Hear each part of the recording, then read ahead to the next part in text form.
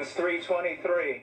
Sure, I have heard some very godly men say that if they had to lose the entire Bible and could pick only one passage, this is the passage they would hold.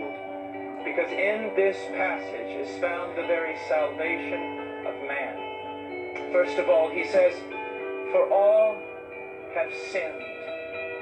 All have sinned. Why don't we tremble? Why don't we know how terrible this is? We don't know how much we've sinned in the same way a fish doesn't know how wet it is.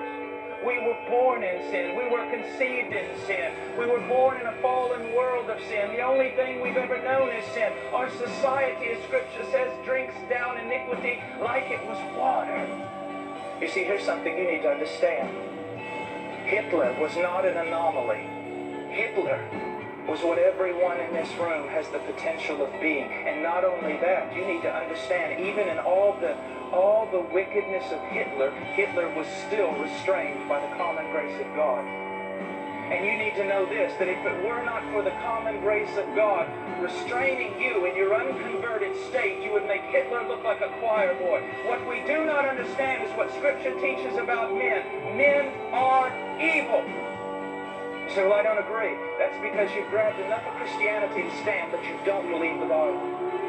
Do you have to teach a child to lie?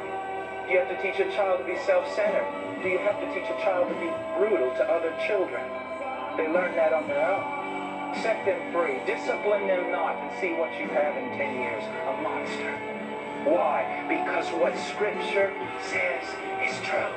And you hold your ears and you say, I don't want to hear it. I don't want to hear it. In the same way that a person dying of cancer is in denial and says to the doctor, I don't want to hear it. I don't want to hear it. But by cupping the hands over your ears, you close yourself off from any remedy.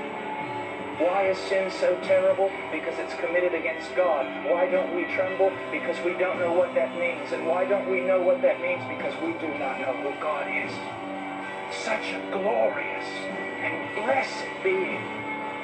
Imagine this for a moment. God stands there on the day of creation, and he tells planets to put themselves in certain orbits in space, and they all bow down and say amen and obey him.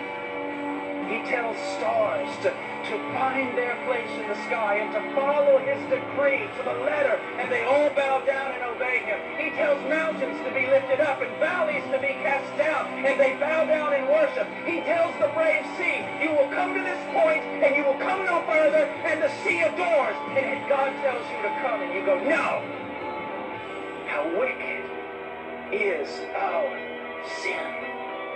You see, dear people, we're always getting a one-sided story. I'm going to talk about the love of God tonight in a way possibly you've never known it. But in order for you to appreciate the love of God, you've got to understand something. His love is exalted in the same way the stars are exalted by a pitch-black sky. Let me ask you a question. Where did the stars go this afternoon? Did someone put them all in a basket and carry them away? How come when you looked up you didn't see them? Because there was so much light.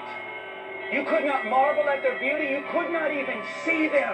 In the same way, you cannot see the stars of God's grace and his love with so much light. When preachers tell you that men are so good, the only way to truly appreciate the love of God and the grace of God is to see the pitch-dark blackness of man.